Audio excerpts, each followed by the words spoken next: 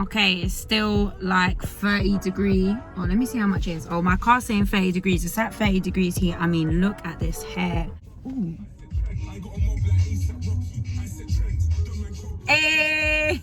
Anyway, so yeah, I'm going to see Trina. She's gonna give me a protein treatment first. I think we're gonna use Afro-G. I think it's called Afro-G. She calls it a Fargy. What's a Fargy? I don't know. And then I'm gonna get a deep conditioning treatment afterwards. Now, the banging thing about going to see Trina today is that if you don't know who Trina is, you need to go to my first post on YouTube.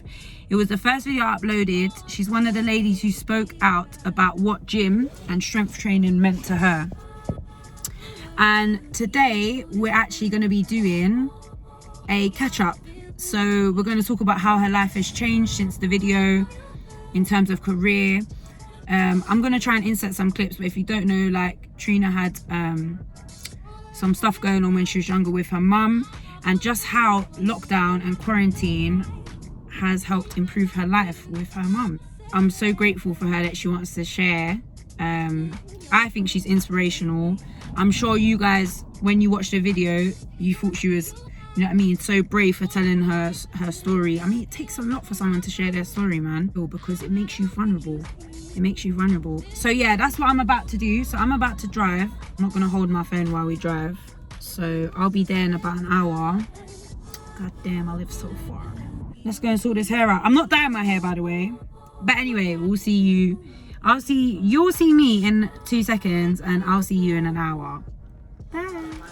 Well, I was supposed to film me coming in the house, yeah, but because me and Trina are chatterboxes and I was hungry and I wanted a cup of tea in this sweltering hot weather. Look at us, all hands in the head.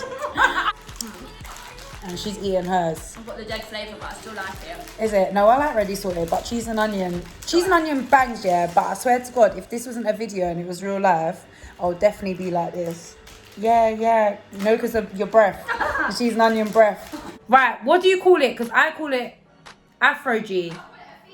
She calls it a Fiji. This is what I'm saying. I told them in the car that you call it a Fiji, and I'm like, what the fuck is a Fiji? Afro-G. Yeah, it's Afro-G. It's not a Fiji. Yeah, it's Afro-G. Afro-G, you know. Afro-G. It's Afro-G. Yeah. Hold on. Let me get. It's a terrible angle, you know. Is it? Sorry. There we go. So yeah, we're going to do a 2-step protein treatment. So both of these parts are going to go under heat. The first step we'll leave it on for about 10-15 minutes. Then I'll layer it up with pure moisture. Goes back under, and then afterwards, are we letting it air dry? I don't mind. I haven't been blow drying my hair. Yeah, do you know what? I might let it air dry. Look at these ringlets, bro. And then she can just post a selfie. Poppin. Anyway, it's bloody like a hairdryer right now in London, so. Sweating. Right, is that right on your back?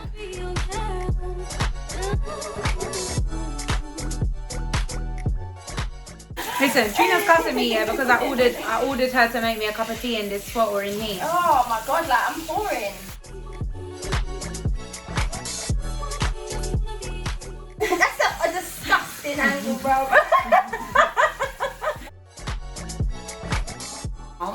Yeah, your hair feels great. You know what? It feels even better from when the treatment was like, it's really thriving now. Good. Yeah, good. A Fiji business. Afro-G. Afro-G. Afro-G. Afro-G. I think it's Afro-G.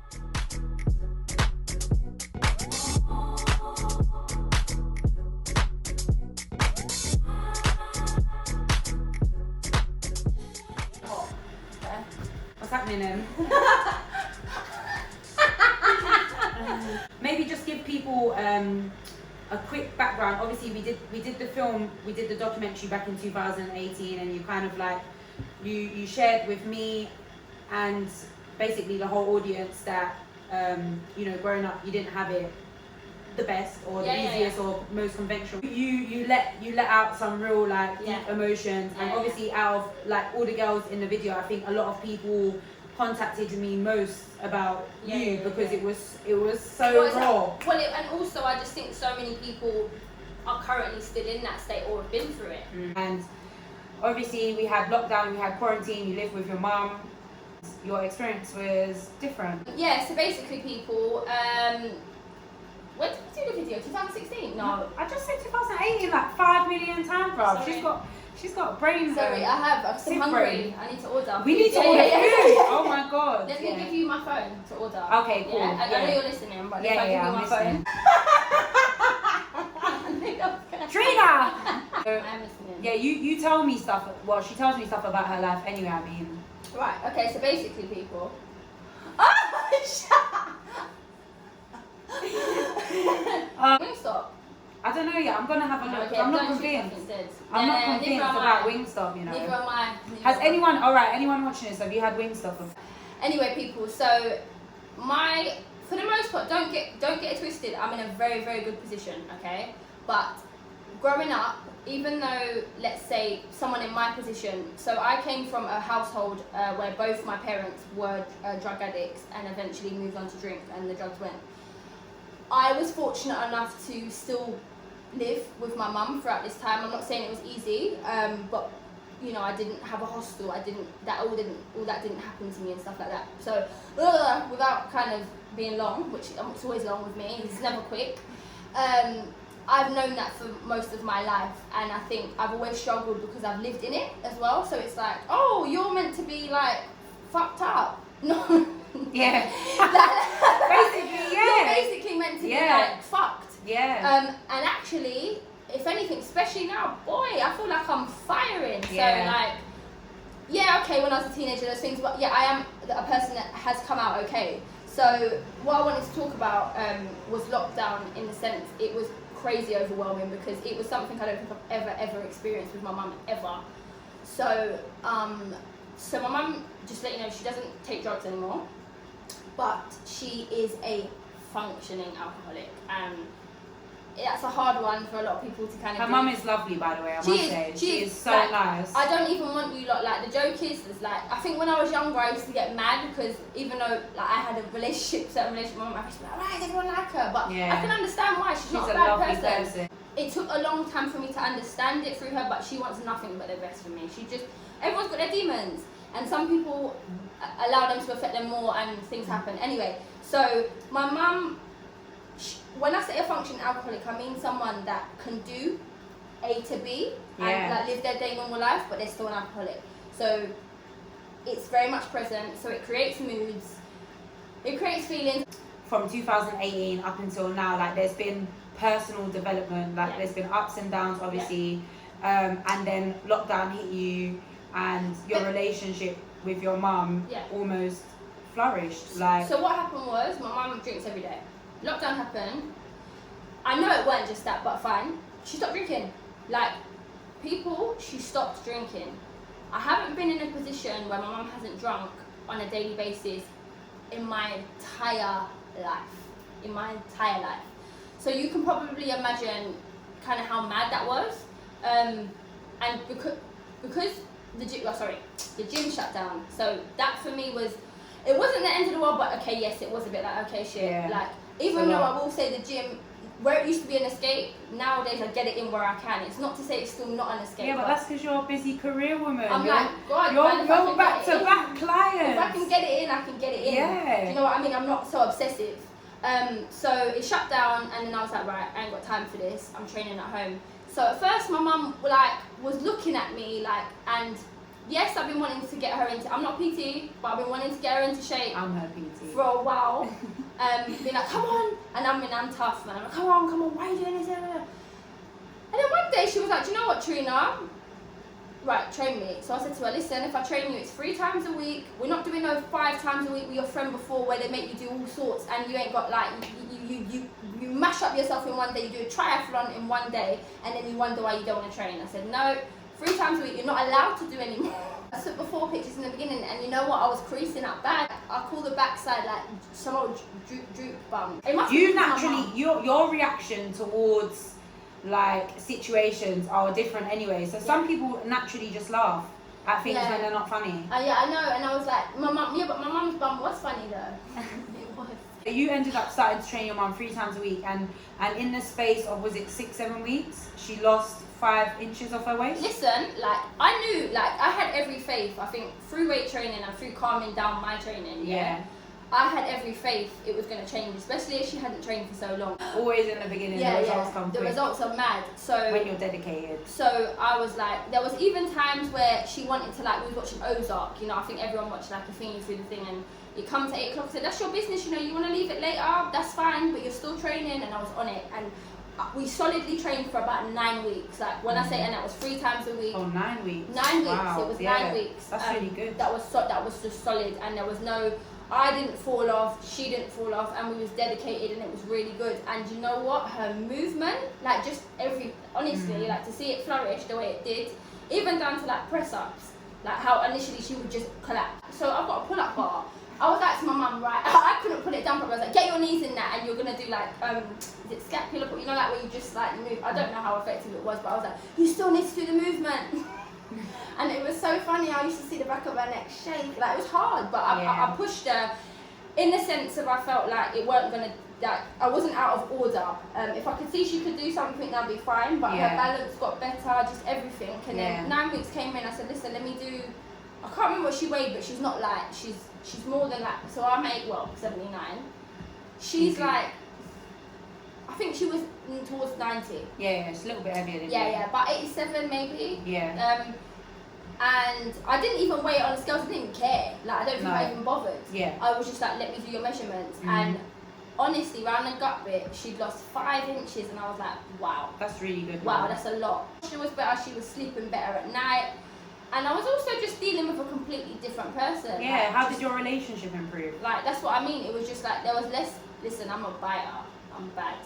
And there was just less, we enjoyed things together. I felt like we was able to enjoy things genuinely because someone wasn't pickled, like, no disrespect, but say you've done a dinner or say you're going to watch a film but someone's half cut, it's not very fun, innit? It's not fun, and it's for it to be like that all the time, it's not great. So it was just like we went bike riding as well. I mean, I was naughty with that. She was like, at least when I have PT I listen to you, don't listen. Yes, of course. Bike riding's a lot though. We went on bike rides. It was just very healthy. The household just suddenly became free. But my aunt would come over, and even she said to me, do you know what, I can't feel animosity, I can't feel tension. So even though I'd say I knew how to take it, it was overwhelming. Like, I don't know what to say to you. Like, it was literally like, wow, in a good way. Yeah, in a very, very, very good way. And, you know, I had to be open to slip-ups, obviously have to be open, but I just thought I'm not going to have a go either if there is one, because I just think there's no point, like, I've got to try and not. So other than that, it was just like... Yeah, man, so lockdown, for a lot of people, I know lockdown was very difficult, and the reason why I asked for us to do this is because generally, like, hearing you tell me that this is what lockdown happened for you was like, I felt so happy for you, and I felt like you guys deserve to have that moment in such a crazy pandemic and crappy time where people are like losing their jobs or whatever. There's something that actually beautiful happened for you, something flourished, and it meant that you could live in like a nicer place together. Yeah, so well, now she ain't gonna get rid of me now. I'm gonna be like 3 years at home. Yeah, so I don't know why people are so pressed to move out. But I mean, I've got a balcony, man. I'm growing corn on the balcony. Yeah, oh my god, I'm gonna give you like a little clip. Yeah. Wow, I can actually see the corn. It looks like one cornfield. Yeah. Yeah, man. Whoa. Yes. Oh, and time is done, honey. We're all cooked up. I didn't order nothing, man, because you're there chit chatting and I don't know what to get. Oh, okay. Visions of you and I. See you all around my way, been meaning to say hi, but I'm just way too shy. I gotta make you see this is. Like, we never done none of this either. Yeah. And then it was like, that's what we did. Downstairs I've got a bottom garden as well. Like, Yeah. Potatoes and everything down there. Look at you lot. You lot are like some organic farm fam. Well, that's what I I want. need to come to you for dinner. That's what I want. Yeah, no, you do actually. Right. Oh yeah, your mum already invited me. Yeah. Oh, there you go. All alone at night, I harbor feelings for you, holding my pillow tight. Sometimes I even get myself. Yeah, got it. That's the one. Wow, I'm gonna be looking like the ultimate Egg. conehead. Egghead, yeah, egghead. Wow. You got it? You're a professional at this, bruv. You don't even need to be I'm told. saying that, yeah, go on, go. This is what happens, so yeah. Imagine someone wraps your whole body in this now as well. Oof. Oh my god, with this heat as well, I'm just feeling icky, bro. Yeah, I bet. We should shower for you. Oh, look at you. You literally providing the best service ever, bro. You're the service queen. Oh, does anyone else get hot ears under the dryer? Oh, girl. Look at me. Well, I'm sensitive. And the birds started falling out of the trees, fainting. And the cats were running with about 3 or 4 birds in their mouth because they were on the floor. So that was their dinner. Wow. So we were bringing hello, Emily, darling girl. I've heard about your brand, your t-shirt brand. I'm Hey. girlfriend. I love what she's going to do. I just love it. Oh, thank you, Mum. Boy, all little wagamamas. Their hair's done. Hold on, let me get them in there. So, we put Kinky Curly in. Oh, I love Kinky Curly. So nice. Oh, look at her. Right, we're gonna eat, people. We're starving. Oh yeah, if anyone wondering, Trina's going on holiday tomorrow. That's why she's got all her stuff there. But anyway, let's Do cream for the old chafe, love. see the cream for chafing.